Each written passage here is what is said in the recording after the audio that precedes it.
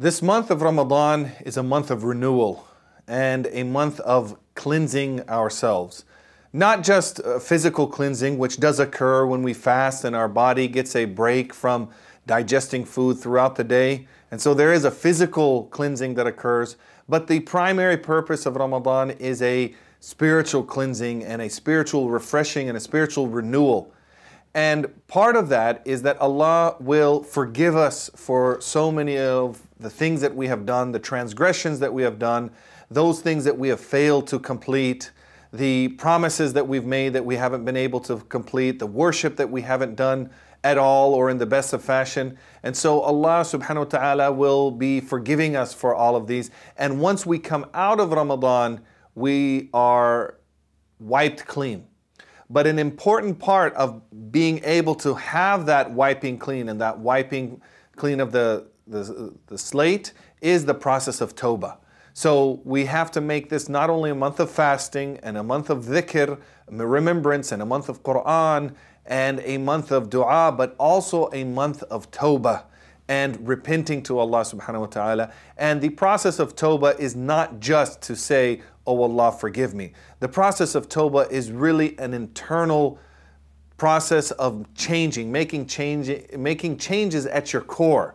And there are steps to the Tawba. The first one is having remorse over what has been done, and then to have an intention never to return to that thing.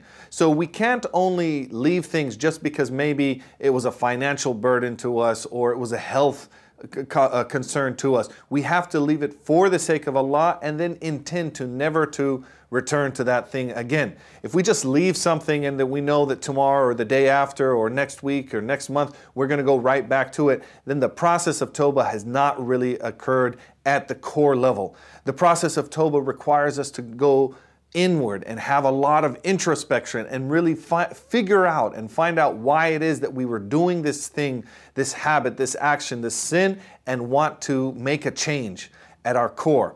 And then once we've made that firm resolve, then that would be our intention to never to return to that sin again. And then if we're in the midst of doing something, then we want to stop that. That's the third condition, stopping what we're doing. And the fourth is to return the rights of others.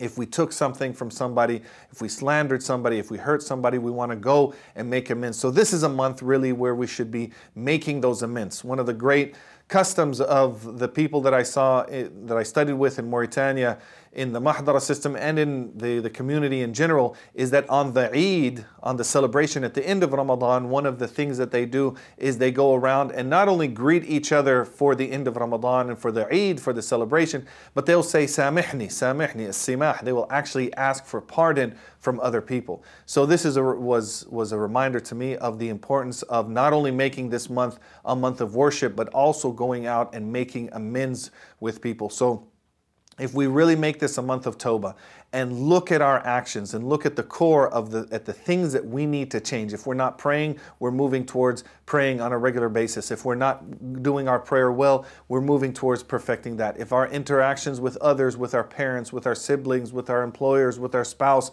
with our children, with our neighbors, whoever it might be, could use some improvement, this is the month where we do that. We make our Tawbah, our repentance, and we look forward to making that change. So may Allah give us the tawfiq, give us the success to make that change and make a sincere tawbah, a tawbatan nasuha during this month. Assalamu alaikum wa rahmatullah.